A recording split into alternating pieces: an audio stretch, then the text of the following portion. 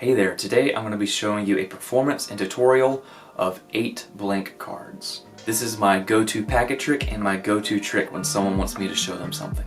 Let's get started.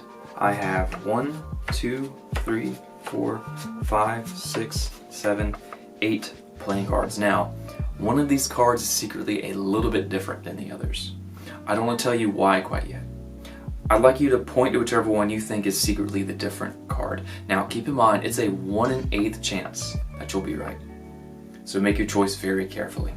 And so let's say that they choose card number 6. Card number 6. And so I'd ask them if they want to change their mind. They usually say no. And then I would ask them just to very slowly for them to turn over their card that they chose. The Jack of Clubs. Believe it or not, that is the correct card. That is the card that is a little bit different. The reason why is because that card's actually printed. All these other cards aren't even printed. Let me show you how to do this trick. 8 blank cards is a trick I made up myself. Now the principles behind it aren't new, but the presentation and use of these principles is original to me. You're going to need 7 regular cards and 1 single blank card. You're going to start off with your blank card on top of your 7 regular cards. You're going to deal them out from left to right, starting with the blank card and then the indifferent cards. If you have a bigger table, you can lay them all out in a row. I've chosen the words of my script very carefully. So for example, I say one of these cards is secretly a little bit different than the others. And I say secretly a little bit different because if I say a bit different, they might think maybe the backs are different. But if I say secretly, they might think it's something with the faces. I also make sure to note that it's a 1 in 8 chance that they'll be right, just so that they register in their mind how improbable it is that they'll pick the right card.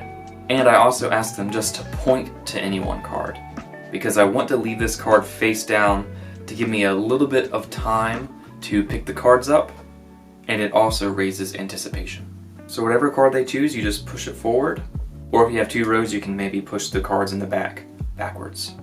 And as I'm picking up the cards, I'm going to ask them, would you like to change their mind? And since I'm picking up the cards while I'm asking that, I'm psychologically not giving them the option of changing their mind. And notice when I pick the cards back up, I'm putting the blank card at the bottom of the packet, and then I'm picking up the rest of the cards in order. This also gives me time to pick up the cards. From there, I ask them to flip over the card because I don't want them to think I'm doing anything sneaky with the card. So they turn it over and it's a random card. Next, you can get the packet into what's called Biddle's grip, which looks like this. Next, I say the words I say very carefully, and the timing of it is also important. I say, believe it or not, that was the correct card. That was the card that was a little bit different than the others, because that card was actually printed. And right when I'm saying that card was actually printed, I'm actually flipping over to show this card here. And then I'm going to execute what's called the flushtration count.